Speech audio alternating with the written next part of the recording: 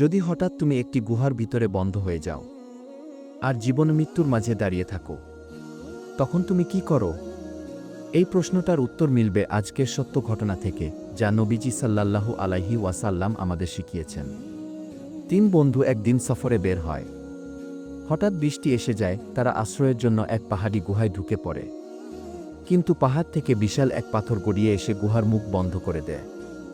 তারা বের হতে পারে না, আর কেউ জানেও না তারা কোথায়। তখন তারা পরামর্শ করে, আমরা আমাদের জীবনের এমন কিছু কাজ মনে করব যা একান্ত আল্লাহর সন্তুষ্টির জন্য করেছিলাম। প্রথমজন বলল, আমি আমার বৃদ্ধ বাবা মাকে খাবার খাওয়ানোর আগে কখনো স্ত্রী বা সন্তানকে দিতাম না। একদিন আমি দেরিতে ফিরে আসি, বাবা মা ঘুমিয়ে গেছেন। আমি সারা রাত হাতে দুধের বাটি নিয়ে দাঁড়িয়ে থাকি, তারা না জাগা পর্যন্ত কাউকে দেয়নি। আল্লাহ, যদি এটা তুমি পছন্দ করো তবে আমাদের মুক্তি দাও। পাথর একটু সরে গেল। দ্বিতীয়জন বলল, আমি একবার আমার আত্মীয় একটি মেয়েকে খারাপ উদ্দেশ্যে প্রস্তাব দিই, কিন্তু সে রাজি হয়নি। একসময় সে কষ্টে আমার কাছে সাহায্য চাইলে আমি সুযোগ নেই, কিন্তু সে আমাকে আল্লাহর ভয়ে স্মরণ করিয়ে দেয়।